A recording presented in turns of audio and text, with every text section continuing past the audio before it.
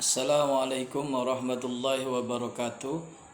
Alhamdulillahirabbil alamin. Wassalatu wassalamu ala asrafil anbiya'i wal mursalin sayyidina Muhammadin wa ala alihi wa sahbihi ajma'in. Rabbi shrah li sadri wa yassir li amri wahlul 'uqdatam min lisani yafqahu qawli. Wasyaddid lisani wahdi qalbi bihaqqi sayyidina Muhammadin sallallahu alaihi wasallam. La yatakallamuna illa man adina lahur rahman wa qala sawaba. Amma ba'du. Perkenalkan, nama saya Muhammad Arifandi Hidayah. Saya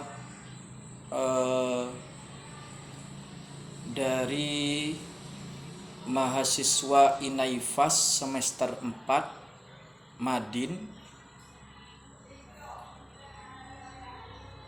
Di sini mau menjelaskan tentang motivasi pentingnya belajar ilmu usul fikih yang diampu oleh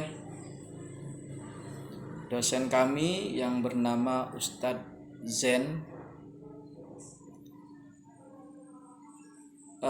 Langsung saja.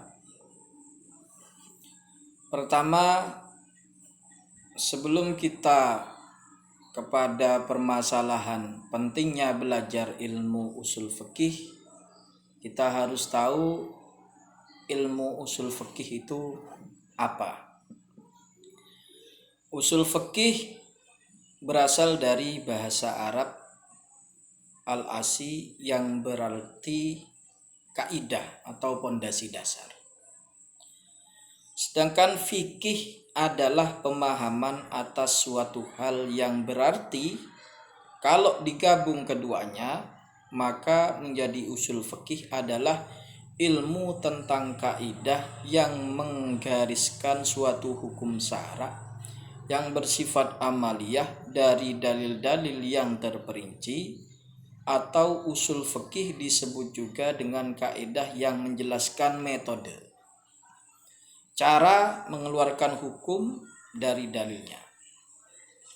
Nah, itu merupakan pengertian daripada usul fikih. Lah, tujuan dan kaidah mempelajari ilmu usul fikih adalah untuk mengetahui dasar-dasar dalam berdalil dan membedakan suatu dalil. Sedangkan tujuan fikih itu sendiri adalah menjalankan hukum syara. Kaidah-kaidah umum untuk mengeluarkan hukum-hukum dari dalil syara yang umum berasal dari 4 sumber. Jadi hukum syara itu dari 4 sumber. Yang pertama adalah Al-Quran, yang kedua adalah Al-Hadis, yang ketiga adalah Al-Ijma', yang keempat Al-Qiyas. Itu adalah konsep daripada Imam Asy-Syafi'i. Fungsi usul fikih adalah sebagai alat, sarana, bisa metode mengetahui dasar pembinaan serta hukum syara serta tujuan syara dan mampu mengistimbatkan hukum atau menarik kesimpulan, mengetahui keunggulan dan kelemahan mujtahid. Itulah usul fikih. Nah, usul fikih ini ada beberapa aliran, itu ya. Usul fikih ada beberapa aliran di dalamnya. Secara umum, para ahli membagi aliran penulisan usul fikih menjadi 2, yaitu mutakallimin. Mutakallimin itu yaitu Syafi'iyah, dan aliran fuqaha. Kalau fuqaha dalam usul fikih itu diartikan aliran Hanafiyah. Dari kedua aliran tersebut lahir aliran gabungan ketiga aliran utama tersebut diuraikan sebagai berikut.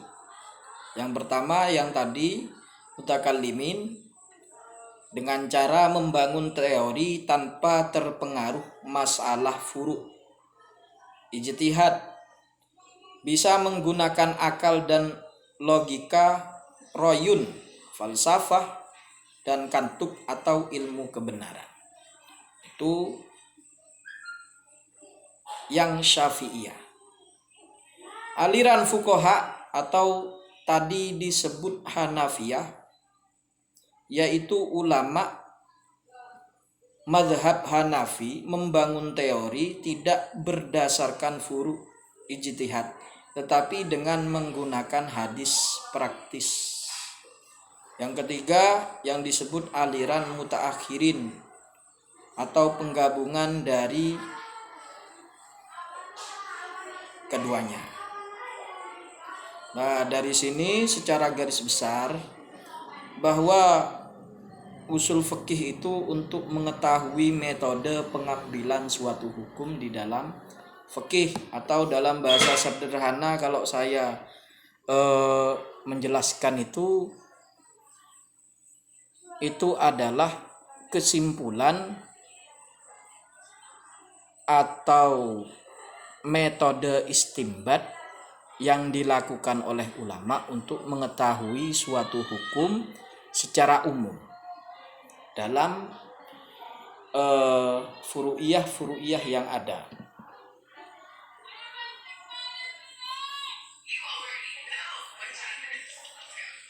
Sementara guna pembelajaran usul fikih bagi kita yaitu mengetahui secara umum bahwa alasan kenapa hukum itu bisa terjatuh di dalam wajib, sunnah, ataupun yang lainnya. Sehingga dengan hal itu kita mengetahui sebab atau ilat daripada ulama yang mengatakan kalau hal ini adalah haram, hal itu adalah boleh, hal ini adalah wajib. Nah, itu bisa diketahui dengan usul fikih. Maka secara tidak langsung usul fikih itu merupakan ilmu yang sangat mendasar, sehingga kalau seandainya tidak ada ilmu usul fikih maka akan kesulitan untuk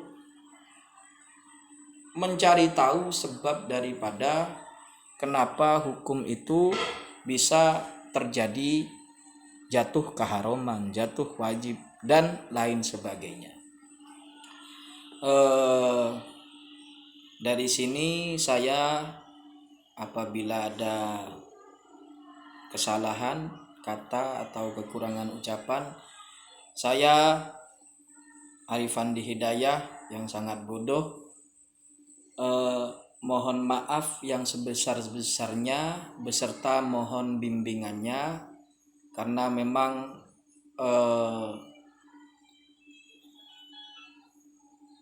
sudah taraf daripada kami. Wabillahi taufik wal hidayah, tsumma ridha wal inayah. Wassalamualaikum warahmatullahi wabarakatuh.